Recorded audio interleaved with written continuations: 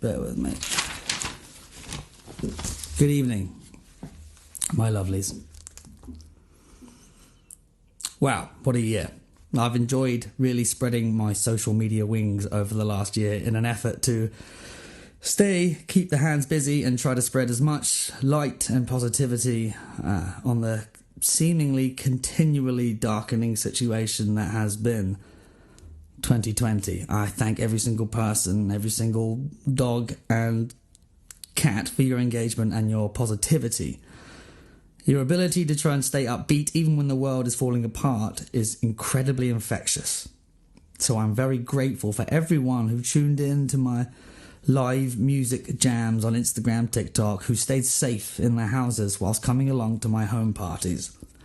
My dog, Willow, she's not so privy to social media, but I can assure you she appreciates every single word of love that you've sent her way in the last 2.5 years of her being on this planet. She's still not on this planet. Willow and I, despite our differences, Willow is a dog to remind ourselves, Willow and I, despite our differences in appearance and taste in food, sing very much from the same hymn sheet.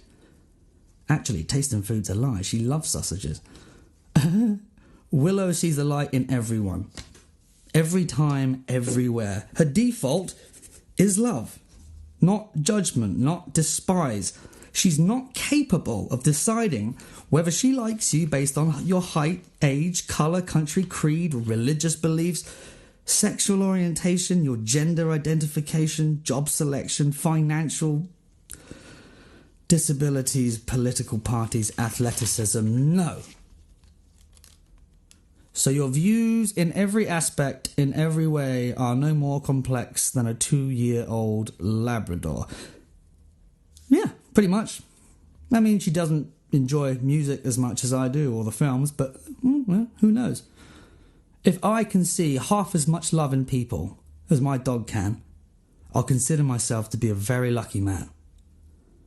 I don't condone any person's behaviour or choice of negative words to provoke or incite a secular divisive society any more than Willow condones the mistreatment and horrendous conditions that some dogs and animals have to deal with. Dogs and animals, you know. Willow and I, we stand up for love, acceptance, and the celebration of differences between us all. Man, woman, planet, child, animal, etc. Whatever, from human or dog you may come in, you will never receive anything other than love, acceptance, and celebration of our differences. Well, with the exception of cats, bunnies, or squirrels, Willow's got a real thing for them, so yeah, best keep them away. She is only 2.5, so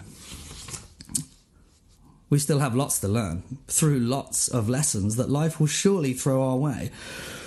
We're far from perfect. You're far from perfect. But the progressive sense of independence and negative selfishness that seems to be globally ever growing as the years go on. I use the phrase negative selfishness in a different way to Willow. She uses it in the sense of happily stealing bacon off my plate when I'm not looking. I use it because selfishness is evolving into a positive. The definition of selfishness, as it stands, is the quality or state of being selfish, lack of consideration for other people. I think that slowly, but increasingly, we are realising the only currency we truly possess is the effect we have on others and the environment around us. It feels good to make someone feel good, safe, loved, cared. It feels good to make someone feel heard. It feels horrible. It feels shit to make someone feel vulnerable. I hate making someone feel hated or abandoned or not listened to, ignored. Now, with this equation in mind, I try to be as selfish as I can. It feels shit to ignore an elderly person asking for help. It feels good to stop your day and help that old man get the shopping up the stairs. I mean, it feels shit to persecute someone for being born on the wrong side of a made-up borderline, of man-made religious beliefs, fabricated categories of secular identification, whether sexually or gender.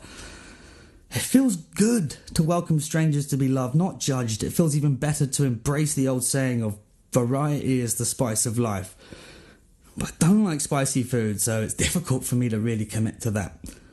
But I do realise that our individual lives are vastly enhanced by embracing others' cultures, beliefs, stories, myths, legends, and passions.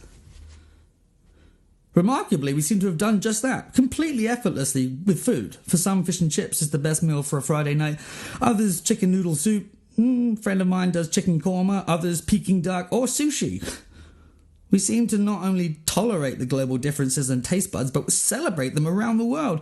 We've found new tastes for things by relinquishing predispositions and ultimately being vulnerable by trying something new. As a man with the palate of a 7-year-old, this has come slower to me than most. However, eventually, I will get there. In summary, I concur. Millions of people do terrible things every day. They hate. They hurt. They have no problem tearing someone down and ruining people's lives in the process. We should stand up against it.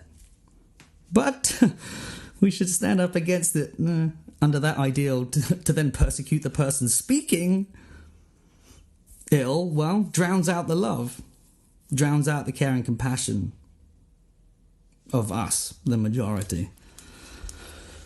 So I won't call out the individuals that led me to write this. I shan't advertise your poorly chosen words of persecution, thinking that you are standing up for a just cause. I won't suggest for a second that myself, my family, my friends or my colleagues haven't at some point or other made many an error through choice of words, sentiment or beliefs. I will absolutely not spend a minute of my life looking to persecute or punish the people that do put their foot in it at one point or the other. We stand up for the love and life of everyone, full stop. Opinions are only formed from learning. You can't learn anything if you're not allowed to get it wrong. Personalities are proven through the people that proved you wrong, but did so with love and acceptance for their flaws, not through penalising the indoctrinated. Easier said than done, I know. Said my piece, so I'll just sit out for a bit and strive to use my ears twice as much as my mouth. With love.